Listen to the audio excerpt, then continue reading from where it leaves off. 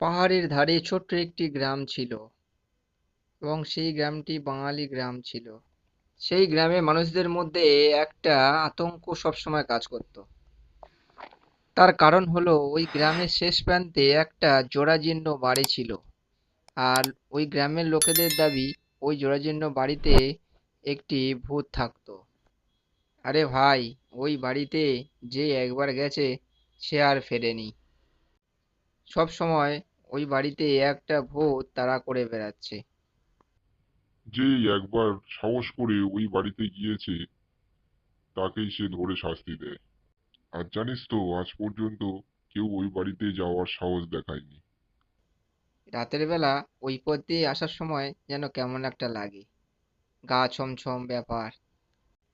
তখন মনে হয় যেন ঘরের মধ্যে কেউ যেন হাঁটাচলা করছে আর কেমন একটা শব্দ করছে। গ্রামের মানুষ যখন এইসব কথা বলাবলি করছিল, তখন সেই গ্রামের যুবতী একটা মেয়ে রিনা বলে সে সিদ্ধান্ত করে নিল সেই ঘরে রাত কাটাবে। সেই দিন বিকাল গড়িয়ে যখন সন্ধ্যা হলো, রিনা বলে মেয়েটি একটি লণ্ঠন হাতে নিয়ে রওনা দিল সেই ঘরের উদ্দেশ্যে। আর সেই লণ্ঠন হাতে করে নিয়ে হাঁটতে হাঁটতে সেই ঘরের মধ্যে প্রবেশ করলো। সে ঘরের মধ্যে প্রবেশ করে দেখলো শুনশান ফাঁকা ঘর, ধুলোয় ঢাকা। সে লণ্ঠনটি তুলে রেখে বিছানার উপরে বসলো। সঙ্গে সঙ্গে সে কিছু শব্দ শুনতে পেল আর দেয়ালে একটা ছায়া দেখতে পেল।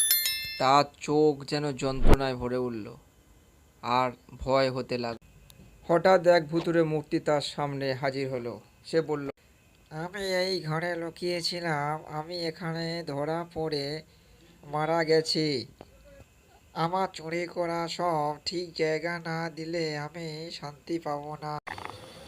ঠিক আছে, আমি তোমাকে সাহায্য করব। তুমি চিন্তা করো না, তোমার আত্মার শান্তির জন্য আমি ওই সমস্ত কাজ সব করব। এই বলে মেয়েটি সেই চোরের সম্পদগুলো খুঁজে বের করলো। পরের দিন সকাল হলো আর দাতব্য চিকিৎসালয়ে সব কিছু দান করলো। আর তারপরে থেকে সেই ঘরে আর ভূতকে দেখা যায় না।